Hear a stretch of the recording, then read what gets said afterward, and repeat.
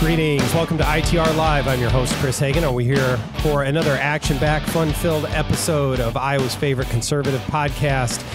Here today on a beautiful Monday is everyone's favorite John Hendrickson and Chris Ingstad. We got some ground to cover today, gentlemen. I don't know if we have a lot, but what we do cover, we're going to do it well. So, John, as I was saying that, he pulled the microphone up close to him, and he could just see it lean forward in his chair, and he just can't wait to get after it today. So I'm just getting ready. Good. That's what I want to hear. Well, we're recording today early, and I think it might be a good idea to let the listener know why, and that's because tomorrow John is having us all take a pilgrimage to the birthplace of President Herbert Hoover. That's right. Yeah. Tell us about that, John. Tell us about our trip.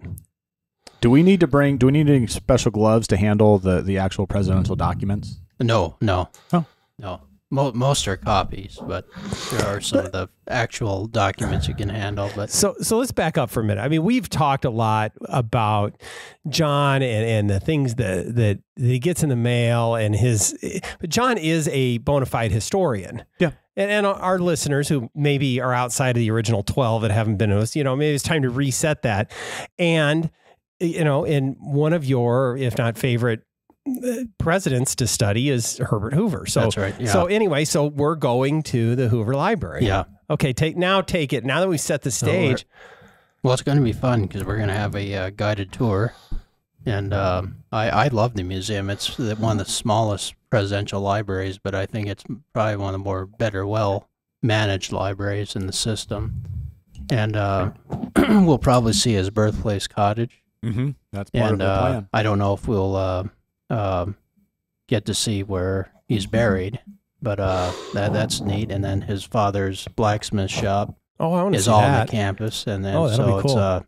It's a beautiful park, and the museum is nice, very nicely done, and so hopefully they'll even show us the archives, which there's tons of documents, and Hoover has his papers there, of course, but he also has papers at the Hoover Institution in Stanford University. But there's a large number of collections in West Branch. So, and you've done research there on multiple occasions. Yeah. In fact, that was my first time to Iowa.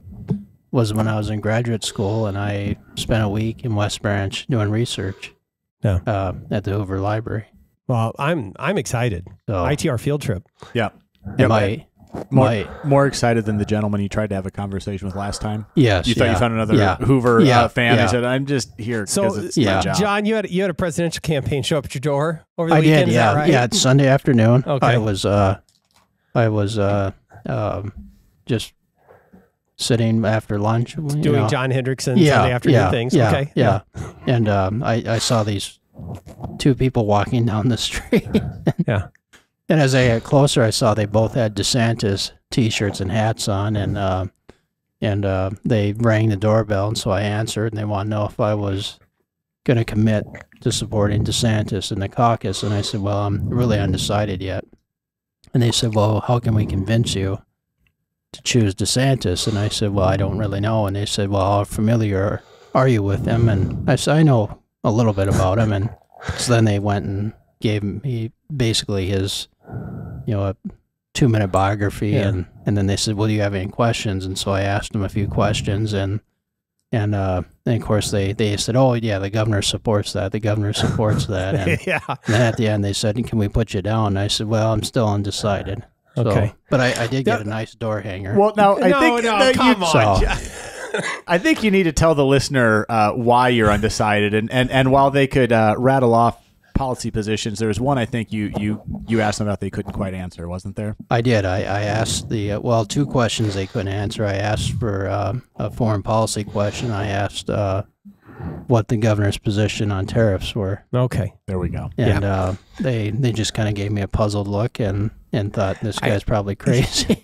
Now it may come as a surprise to a lot of our listeners or a lot of Iowans that campaign field staffers are not always extremely well versed in their candidates' nuanced positions on various issues. Well, the other question I was going to ask, and I didn't, I wanted to say, well, who would the governor support in the 1912 presidential campaign? Because that can tell us who is a legitimate conservative. Yeah, that's a litmus test right there. That is. Yeah.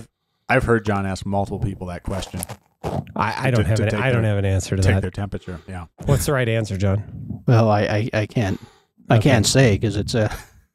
You don't just broadcast the password, Chris, for everybody. But you have 4 choices. Yeah.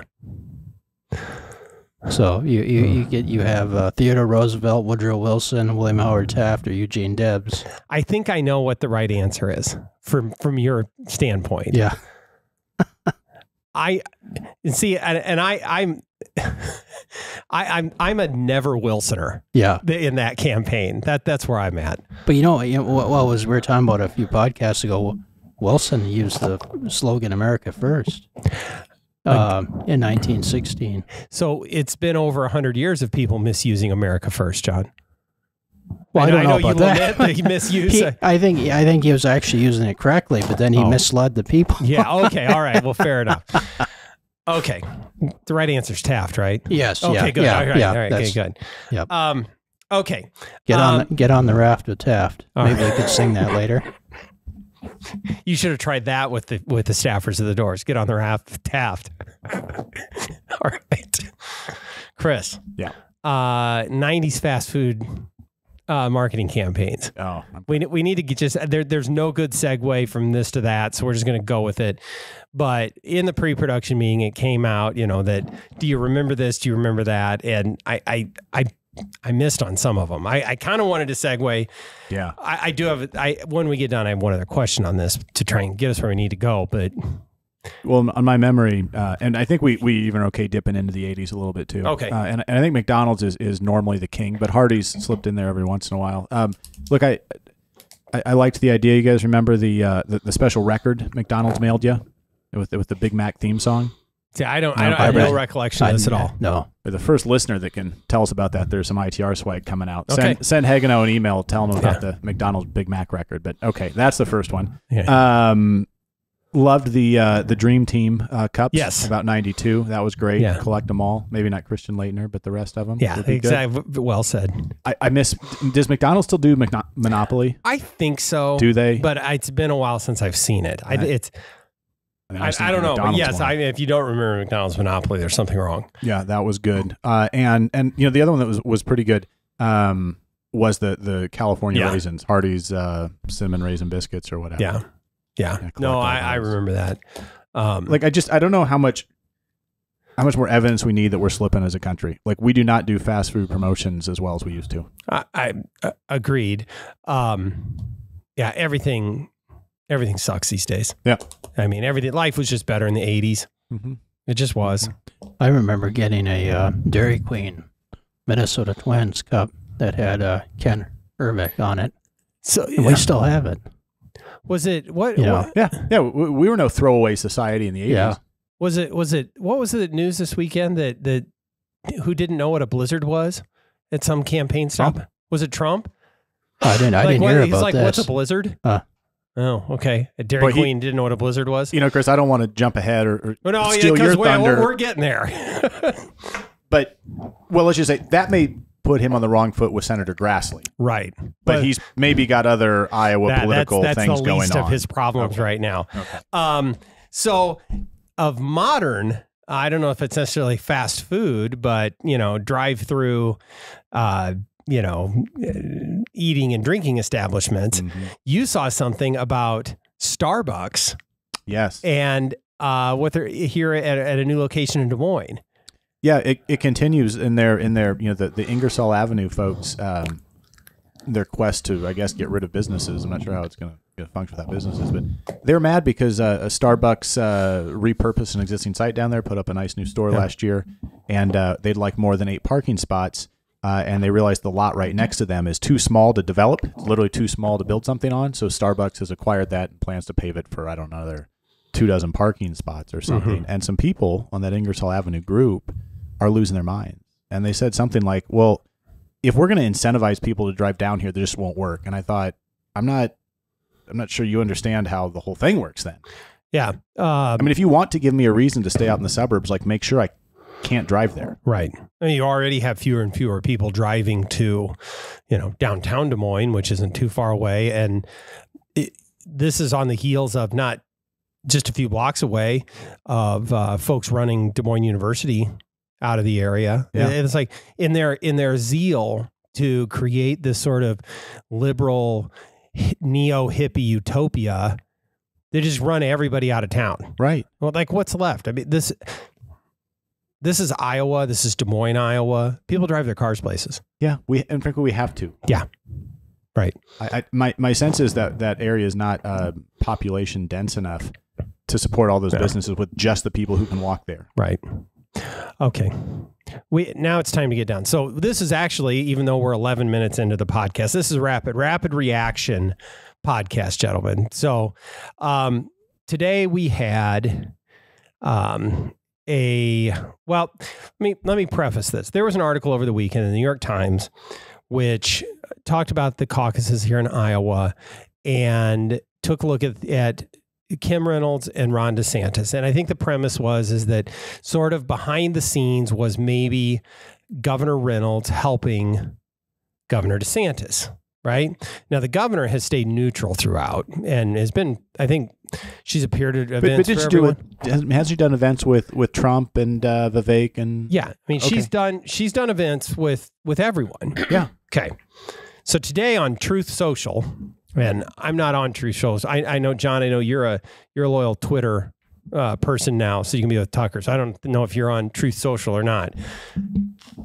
But here's a tweet, and I'm going to read it. And sometimes as you know, some of the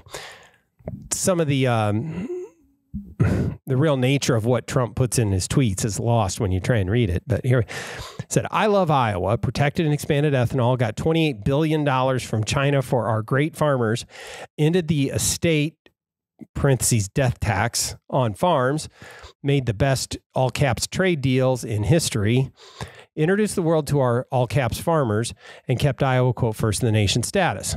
I opened up the governor position for Kim Reynolds, and when she fell behind, I endorsed her, did big rallies, and she won. Now she wants to remain, quote unquote, neutral. I don't invite her to events. DeSantis down 45 points.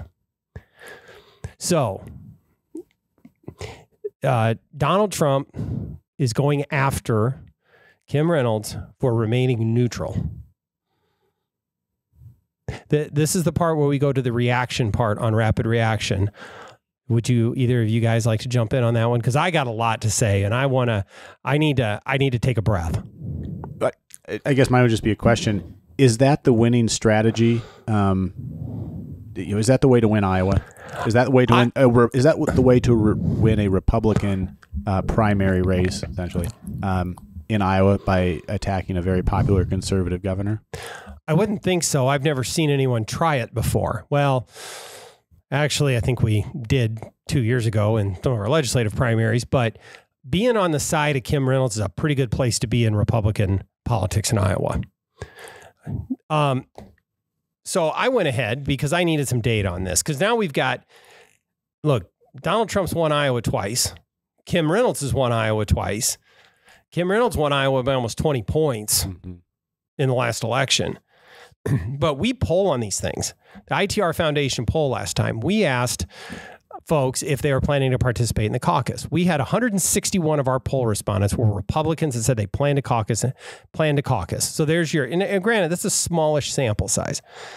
But of that 161 people, we asked in them were they favorable or unfavorable towards Donald Trump and Kim Reynolds. 44% of caucus goers said they had a very favorable impression of Donald Trump. 71% had a very favorable opinion of Kim Reynolds. I mean, there's data, hard data that says that Iowa Republican voters have a very favorable impression of Kim Reynolds. And I don't think they're going to appreciate anyone, even if it is the former president, coming after her like this. John? I think that's right. And I think, the governor has a right to be neutral if she doesn't want to endorse anybody. So I don't understand where he's coming from with that, but I mean, it's not a. I don't think that's what he said was very well played. Well, as a strategy, it's not as if she was ever a vocal never Trumper either. No, right? She didn't make efforts to necessarily distance herself from him in the past 4 or 8 years. Well, and I would also say that the party and our leaders have done at least as good a job as any other place in the country of staying unified in these elections. You know, the Iowa Republican Party and its senior elected officials have stayed unified in defending President Trump, more so than in many other states. So, and there is a long history of governors staying neutral in the caucuses. There have been a couple other times that somebody has gotten involved, but the governors stay out of it. Yeah.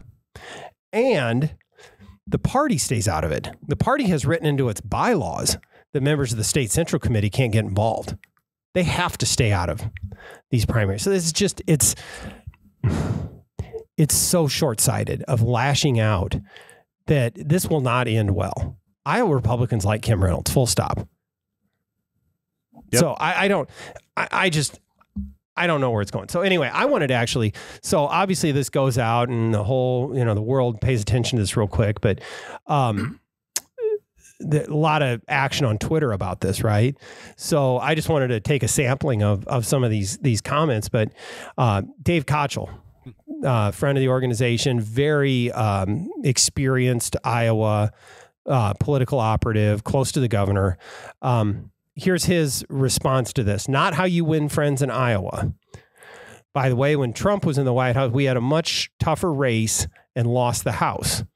When he was gone, Kim Reynolds won by almost 20 points. He was a drag on the ballot in 2018, not a help. That is absolutely true. I know in the House, I was helping to manage legislative campaigns in the Iowa House in 2018. And in that midterm, we very nearly lost our majority. And the key issue in that was the impact that President Trump had on the electorate. Anyone that won, any Republican that won in 2018, won in spite of the environment, not because of it. So anyway, that's from somebody who knows a lot about winning elections, Dave Kochel. Bob Vanderplatz, leader of the family leader. This is his take on it. Forrest Gump says, stupid is as stupid does. My mom says, don't call anyone stupid, so I won't. However, this isn't smart. Iowa is wide open. I think that's pretty well. And it's not just other Republicans. Bleeding Heartland, who we have sometimes we'll say progressive blogger, to this idea that she won in 2018 because of her. Although Kim Reynolds was supposedly a bit behind in internal polling at times during 2018 and only won that race by about 3 points, it's ludicrous to suggest Trump's endorsement was a big factor in her victory that year. He probably boosted Iowa Democrat turnout. I think that's also absolutely true. I've sometimes joked that, in certain cycles, there's no more dangerous place to be on election day than between a Republican and a polling booth. In 2018, the reverse was opposite. If you were even thinking about voting and you were a Democrat, you were showing up to vote. So you were going to say something, Chris? I just said, yep. I was agreeing with you. All right. Yeah. I think it's very interesting because there have been a lot of times along the way that you think, the President Trump said this, and this is going to be folks are finally going to, start being more critical of him. And this was the misstep that's going to cost him. I don't know whether this is or not, but it sure doesn't feel like it also seems unnecessary. Well, what is he? A lot of times, and it's completely unnecessary. I mean, I don't know what you win by this. Yes. And here's the thing. Now, if you say something on an issue or something, even if it's fair or unfair, and each individual voter then decides what they think about that thing, right? But this gets really into the conversations that start to happen in Iowa voters' minds. And you're now forcing other party officials, legislators, you're forcing them to take a side. even of a legislator that also wanted to stay undecided, or maybe even was leaning towards Trump. And now all of a sudden, people in your community are like, well, what do you think about that? Now you're in that position. And I will tell you that most Republicans in Iowa, at least from my standpoint, are going to side with Governor Reynolds on this. If you force them to make a decision one or the other, they're going to pick Kim Reynolds. So I think that's the right point. Is like, what's the win here for President Trump? Doesn't seem to be one. Okay. All right. That's what I wanted to cover. That's your rapid reaction. So we'll have we'll have plenty more to say on this. I don't want to just have everything we do be about the caucuses. We can come back around to that, but and with all of that, I mean, and the caucus date has been set. So between now and January 15th, 2024. So a lot of content. It makes podcasting easy. Yes. Yeah. All right. I got to go pack up for West Branch. All right. Sounds good. All right, gentlemen. Thanks a lot. Thank you, listeners. Don't forget to like and subscribe. Tell your friends. And with that, we will see you next time on ITR Live.